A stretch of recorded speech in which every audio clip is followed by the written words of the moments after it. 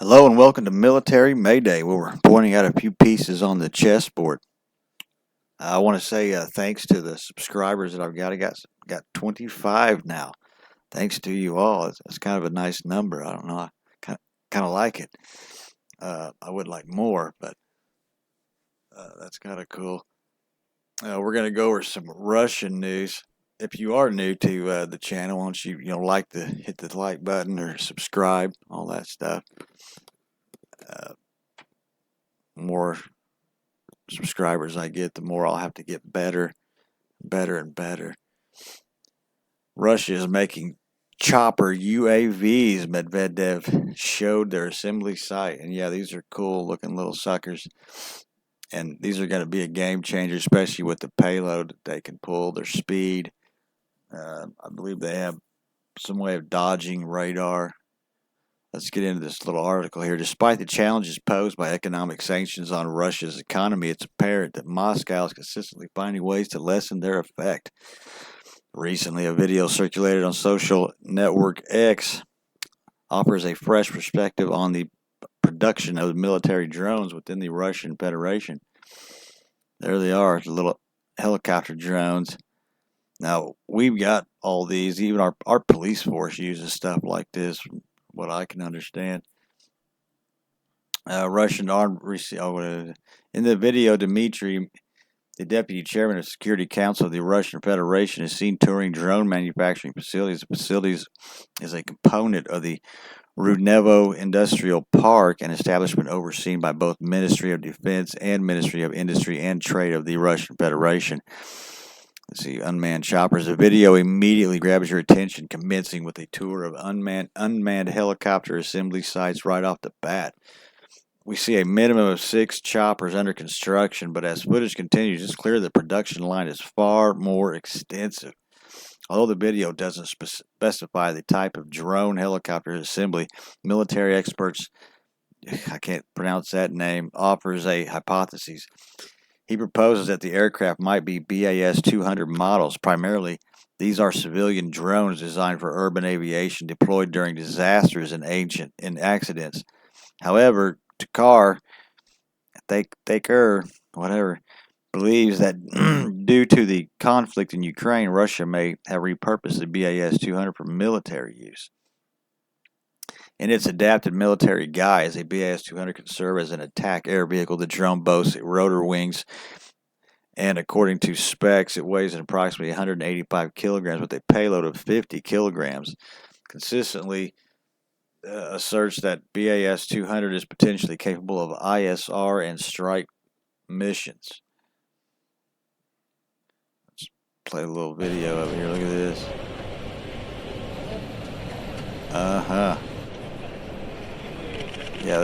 There's probably more. Yeah, there's more than 6 of them there. Летательных аппаратов на базе индустриальной этого даже. Задача в том, что they wanted you to see that, and you're going to hear about these. This is going to be a nice little offensive weapon for Russia. ISR missions could equip the BAS with a laser-targeted designator, making it possible to mark or lock onto Russian missile targets. Furthermore, the drone's flexibility allows for the attachment of an anti-tank missile system, meaning it could potentially launch attacks on heavily armored vehicles from the sky. Attachment of anti-tank missile system. Thakur's speculation appears to be on target, as backed up by the Russian news agency TASS in August, substantiating this. Sergei Chimadzov, the executive director of Rostec, made it clear that Russian Federation has chosen the BAS-200 to be part of their special military operations, which is their terminology for the ongoing conflict in Ukraine. And apparently this is the BAS-200 here. So it's been refitted, redesigned, and probably, I'm sure it's got more power, more payload, shit like that. Undoubtedly, this helicopter would take part in special military operations. We are currently carrying out tests. It promises to show remarkable abilities, especially considering its 50-kilogram payload capability, which is impressive. Yes, it is impressive. That's a Transitioning to the subject of tests, it's worth highlighting a key point from, in fact, like I think the drones are carrying like at most 15 kilograms in their payload, if I remember right. I've done a few videos on them. Transitioning to the subject of tests, it's worth highlighting a key point of the Medvedev's visit to Rudnevo. His words captured on video clarified that Rudnevo not only manufactures unmanned helicopters but also conducts its tests. This implies that the BAS-200 could drastically reduce the time frame for standard state tests.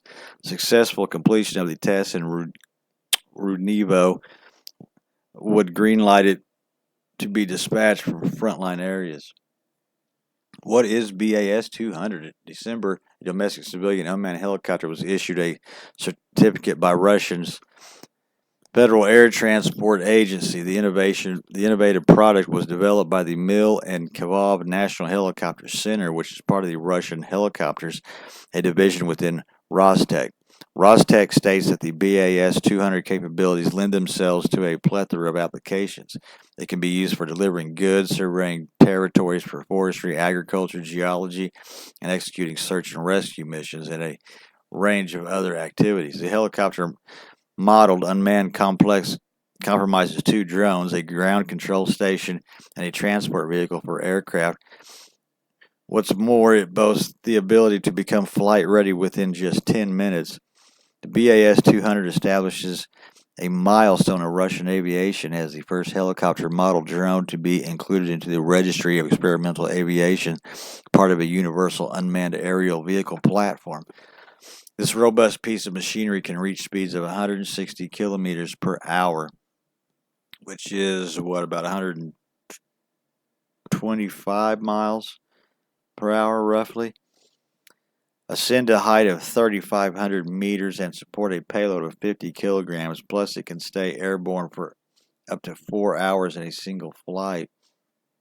It's evident that the data that Russia is ramping up its efforts in the world of drone manufacturing. Yeah, because I did a story on these little cheapy drones they were making. I kind of figured it was just kind of a throw out, but anyway, you have to check that one out. I've done other stuff on them.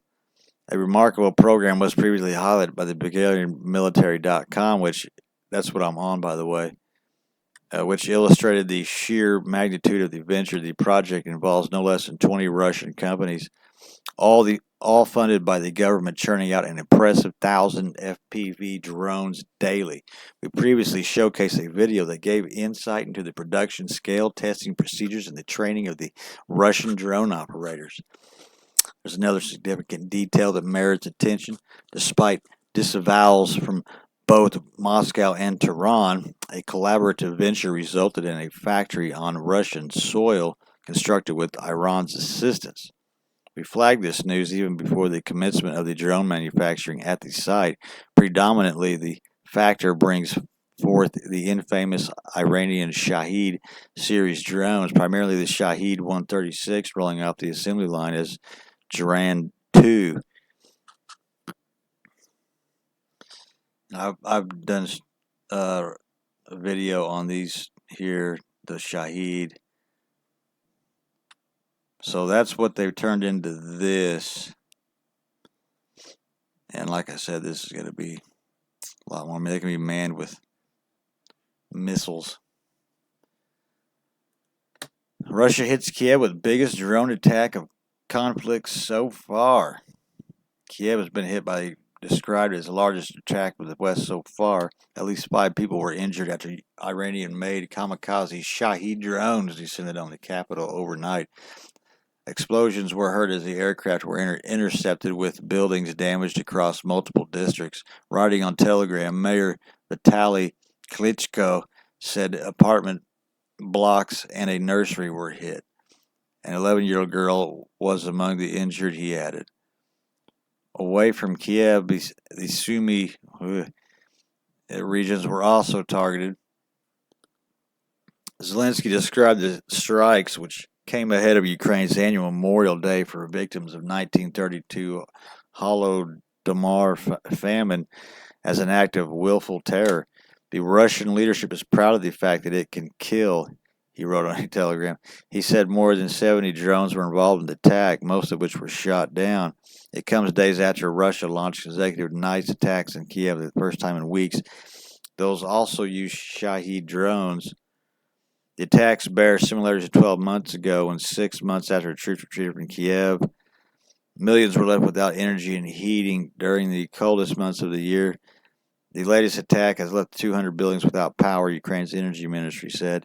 A nightly address last weekend, he said, the closer we are to winter, the more Russians will try to make these strikes more powerful. You think? Really? Zelensky? Anyway, like, subscribe. Toodaloo.